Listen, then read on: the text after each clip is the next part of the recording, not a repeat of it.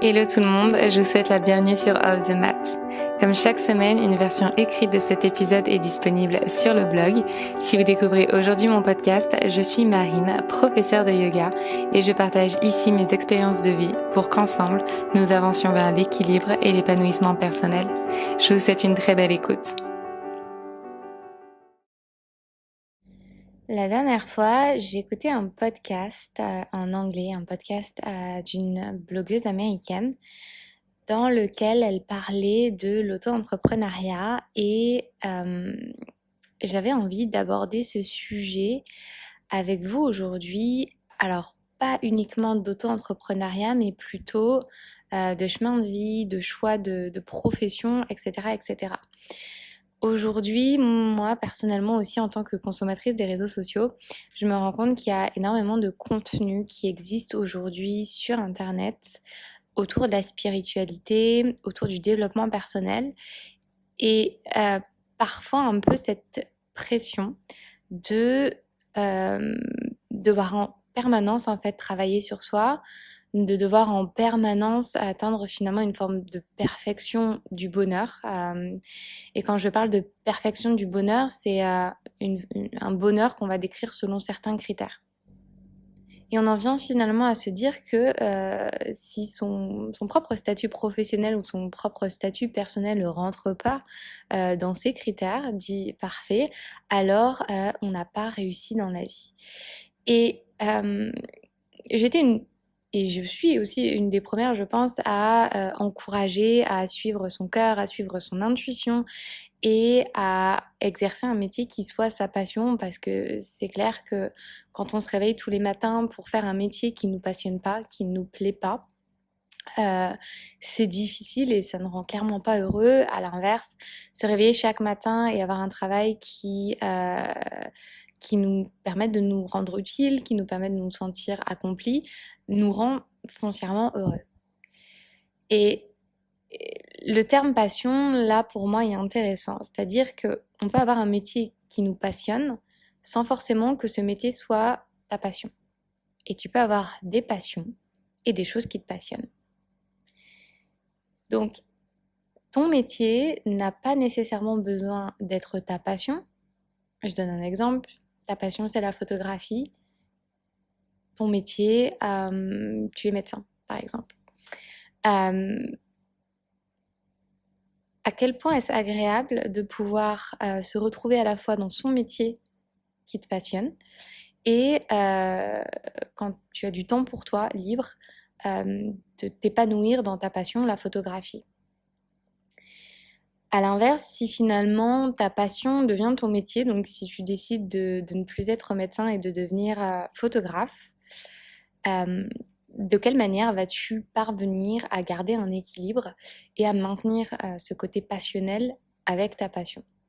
Et est-ce qu'à un moment donné, justement, ce métier, parce que qu'on ne se le cache pas, lorsqu'on a un travail, on s'investit énormément, passion ou pas passion, ça reste un travail, ça reste quelque chose qui va demander du temps, de l'énergie, etc., etc., et qui peut-être au bout d'un moment va perdre justement ce côté passionnel.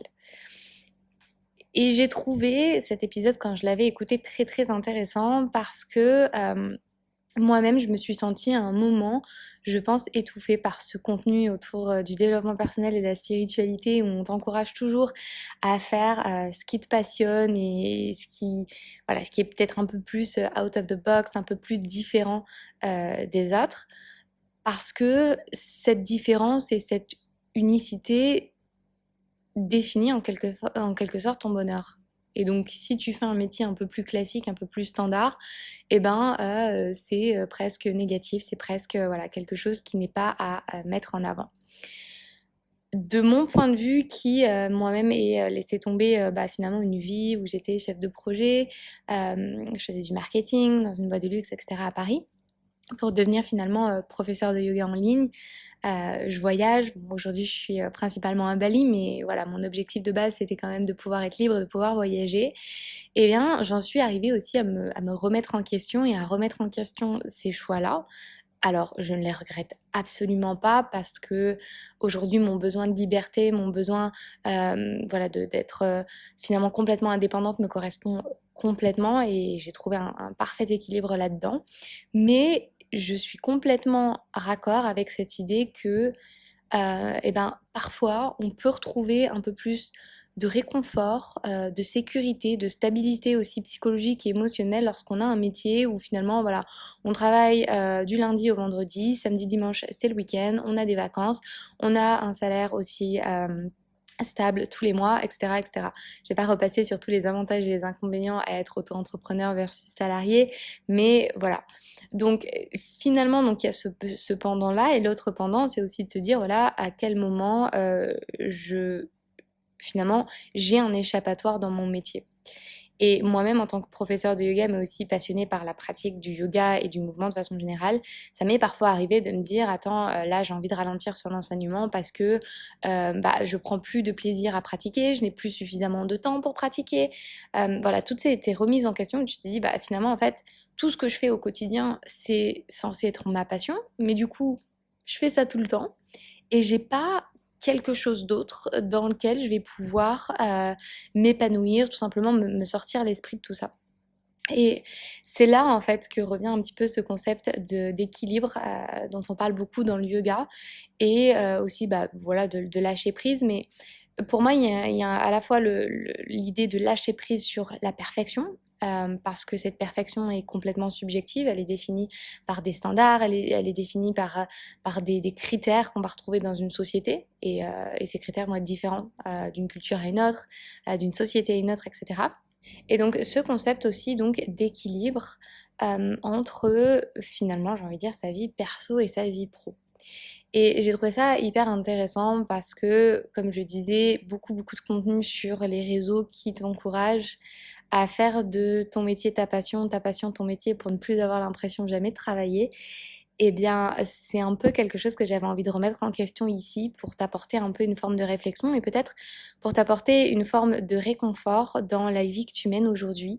Parce que tout ce contenu qui t'encourage à travailler toujours sur toi, finalement, qu'est-ce qu'est-ce que plante cette graine aussi en toi? Elle plante cette graine que tu n'es pas encore heureux, que tu n'as pas encore une vie satisfaisante, que tu n'as pas encore réussi, alors que finalement peut-être que si, que tu as réussi, peut-être que si, que tu es heureuse, mais dans les critères qui sont les tiens. Là encore, c'est pour moi une forme de dérive avec les réseaux sociaux et je pense que c'est là-dessus aussi qu'il faut être hyper vigilant et je parlais un peu de la spiritualité moderne dans un épisode précédent. Il faut être hyper vigilant avec les réseaux sociaux parce que euh, il y a des tendances, il y a des choses qui véhiculent sur les réseaux et il y a beaucoup de gens qui vont partager des choses, qui vont donner leur avis sur des sujets sans forcément avoir une formation, sans forcément être certifié, etc. Et finalement vont donner l'image de professionnels alors que finalement ils n'ont pas le statut de professionnel. Il faut être hyper, je pense, vigilant, toi, en tant qu'individu, sur le contenu que tu vas consommer et les personnes en qui tu vas croire et à qui tu vas donner finalement ta confiance. Donc, pour moi, l'important, c'est de trouver ton équilibre. Et c'est dans l'équilibre, je pense qu'on trouve le bonheur. C'est à la fois savoir croquer la vie à pleines dents, savoir être créative, savoir sortir de sa zone de confort, savoir explorer et prendre des risques. Et d'un autre côté, avoir des choses dans lesquelles on arrive à trouver l'ancrage, la sécurité, se sentir à l'aise et confortable. Je le répète, il n'y a pas de meilleure ou moins bonne vie. Il n'y a pas de succès, il n'y a pas d'échec, il n'y a que ce que toi tu décides que c'est pour toi. Qu'est-ce que la réussite pour toi? Qu'est-ce que l'échec pour toi?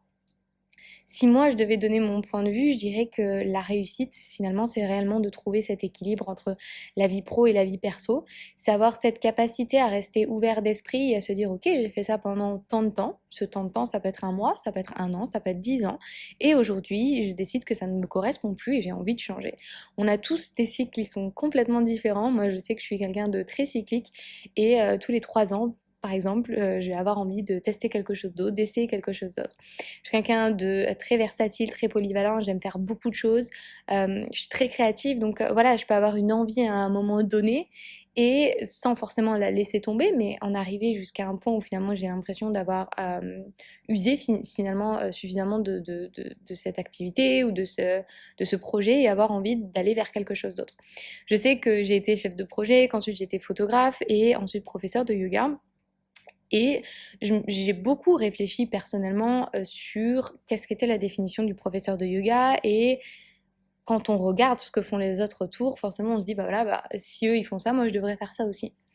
Et en cela, j'ai fait des choix qui n'étaient pas forcément les bons par rapport à ce que moi je voulais et par rapport à ce qui définissait mon bonheur et mon équilibre pro-perso. Et j'ai redéfini les critères de mon travail entre guillemets parfait. Et je pense que c'est là que c'est important et encore plus quand voilà, tu es auto-entrepreneur et finalement tu construis toi-même ton travail. Il n'y a pas de règles, les seules règles ce sont les tiennes. Donc tu définis toi-même les lignes et les structures de ton métier. Si aujourd'hui je décide que je suis prof de yoga selon ces critères-là, je suis prof de yoga selon ces critères-là. Si je décide que j'ai envie de faire ces choses-là, je les fais. Si je décide que je n'ai pas envie de faire ces choses-là, je ne les fais pas. Et selon moi, ça fonctionne un petit peu pour tout. Donc, mon conseil, c'est de vraiment garder cette ouverture d'esprit, de ne pas se comparer, de ne pas être constamment en train de courir justement dans cette amélioration du soi, dans cette quête de la spiritualité, de vouloir toujours plus, vouloir faire toujours plus, être toujours meilleur. Non, à un moment, il suffit juste de s'arrêter, de faire une pause et de dire ok, où est-ce que je trouve mon bonheur, où est-ce que je trouve mon équilibre, qu'est-ce qui me fait me sentir bien, qu'est-ce qui me fait me sentir à l'aise, ancrée et connectée.